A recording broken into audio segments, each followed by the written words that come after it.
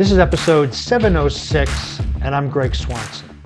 And today we're going to be diving into the neuroscience of resilience. You know, resilience isn't just a buzzword, although it may have started to turn into it along with grit, mental toughness, and mental strength. But in reality, it's a brain-powered superpower. So the ability to bounce back from setbacks, thrive under pressure, and grow stronger after challenges is deeply rooted in the neuroscience of resilience. You know, but what happens to our brains when we face adversity? I think understanding what happens will help us face adversity with a different perspective. So today we're going to explore the science behind resilience, practical strategies for enhancing it, and how having a clear purpose and mission drives peak performance. So what is resilience, right? Resilience is your brain's answer to adversity. It's a mental armor forged by fire, not by sitting on the couch, right? The brain's response to stress. So when life throws you curveballs, your brain kicks into high gear to find solutions to how to cope, how to survive, right? It just doesn't shut down. So this is where stress can be very helpful.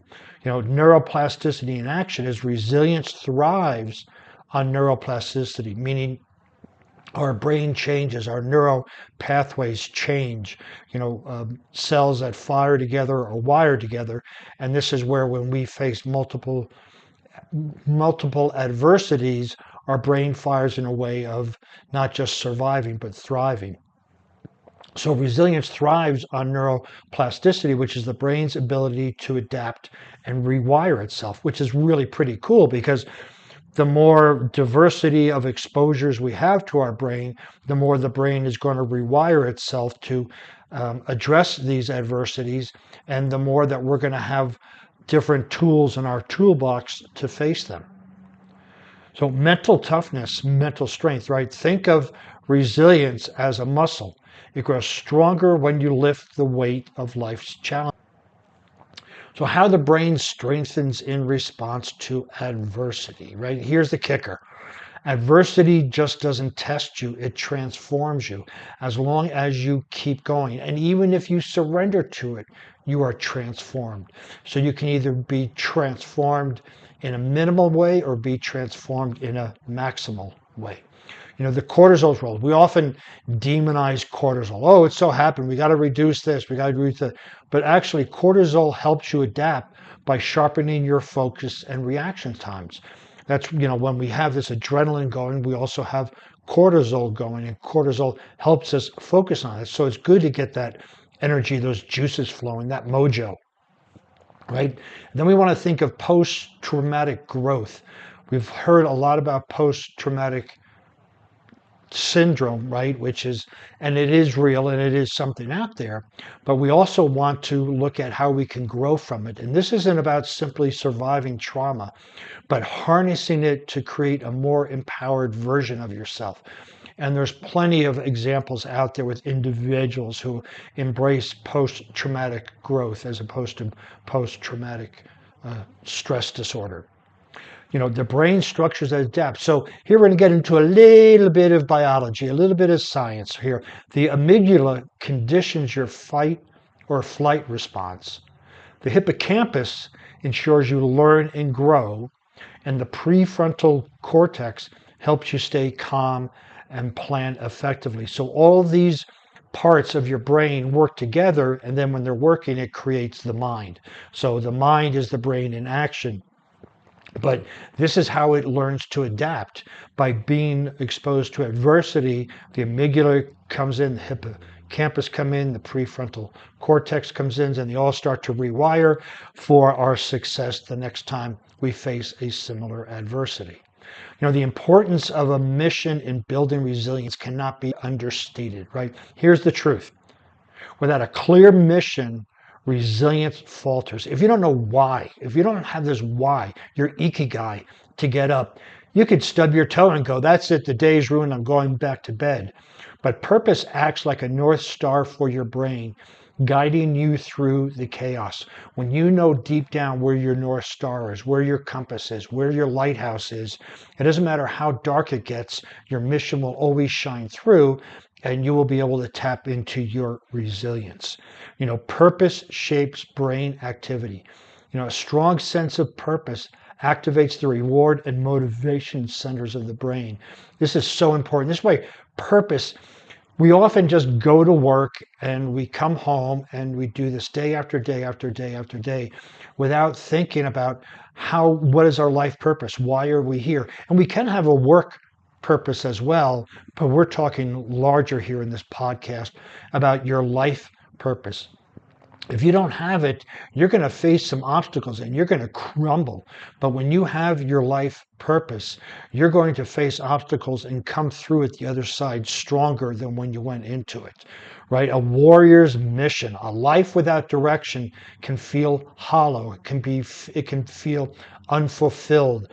So we want to develop this purpose so that not just so we can live a great life, but also that purpose helps us build resilience, and how you do anything is a reflection of how you do everything.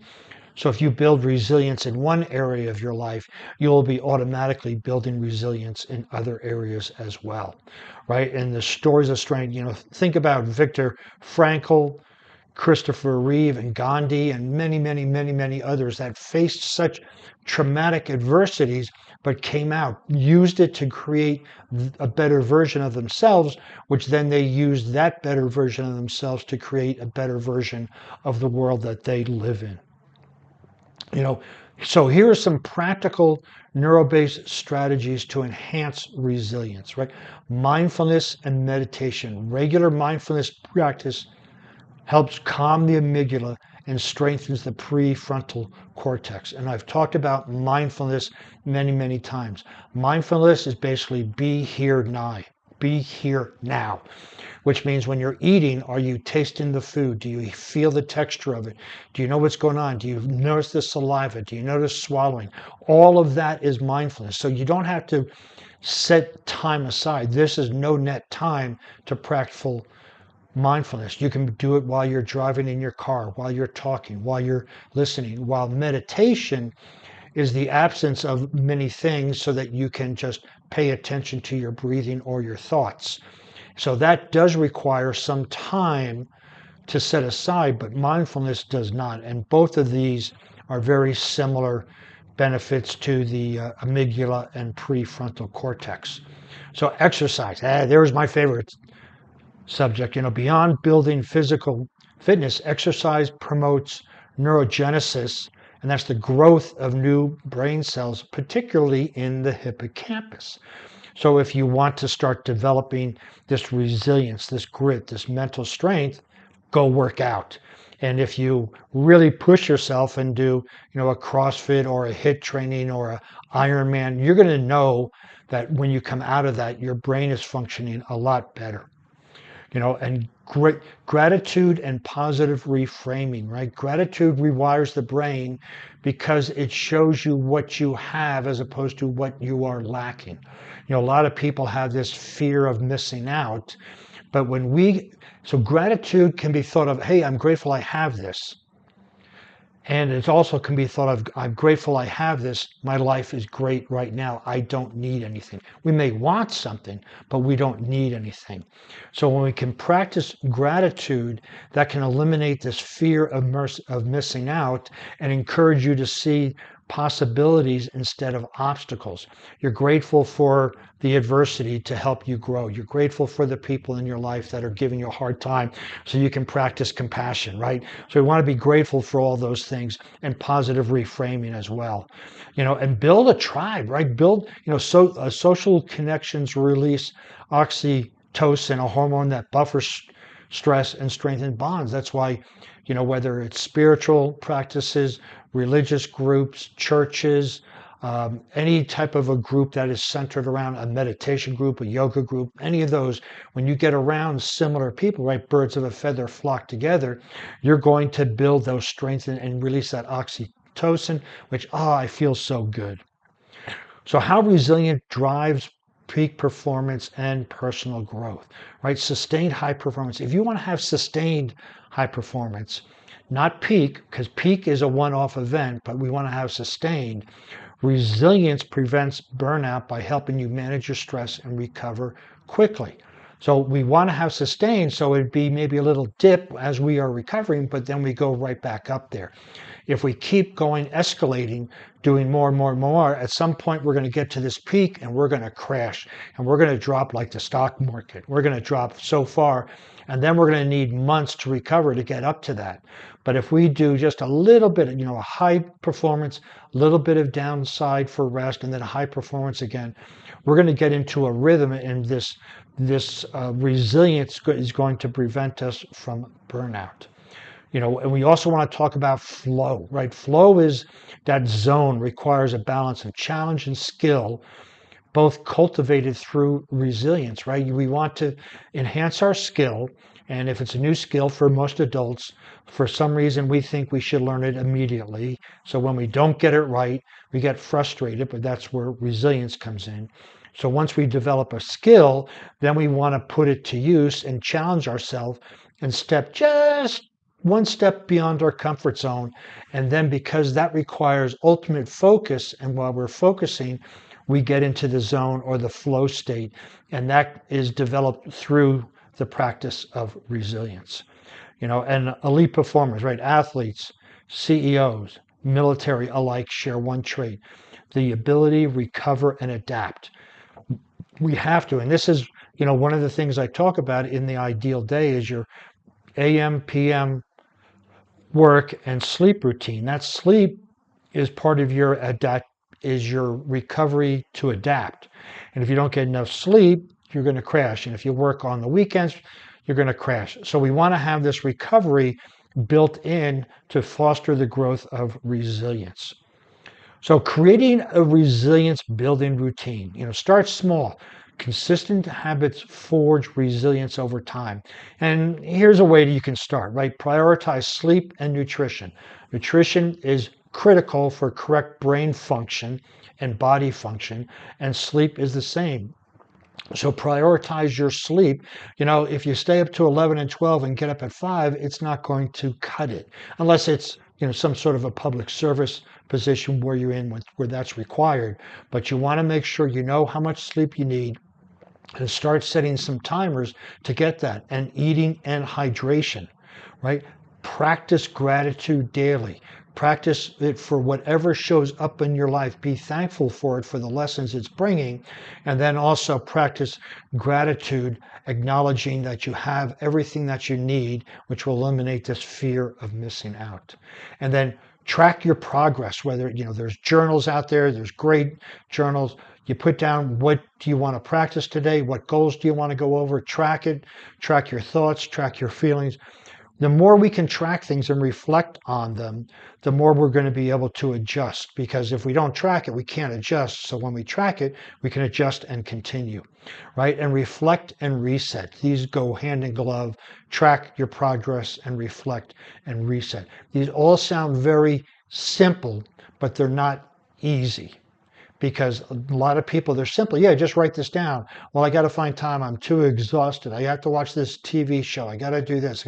Right? So we make up all these 1001 excuses on why not to do it, which is the opposite of resilience, right? So you're going to need to tap into your resilience to prioritize your sleep, your nutrition, your gratitude, track your progress, reflect, reset. All of that's going to take some sort of discipline and resilience. So here we go, right? Resilience is more than just surviving. It's about thriving continuously. By understanding how your brain adapts to adversity and incorporating science-backed strategies into your daily life, you can cultivate resilience, unlock peak performance, and pursue personal growth with unwavering purpose. Right? So are you ready to take the action, right? I hope you're listening to the podcast not just for entertainment, but to do something with it. So are you ready really to take that next step in your journey? So on the site, you can request your breakthrough session, and we can discuss how you can start to develop resilience to face any adversity with calm and ease. If you'd like to see the show notes and also request that breakthrough session, please visit warriormindcoach.com. While you're over there, you can find some more podcasts and blog posts to help you along your path. Since you'll be on the internet, please follow me on LinkedIn, Facebook, Instagram, Pinterest, all under Warrior Mind Coach.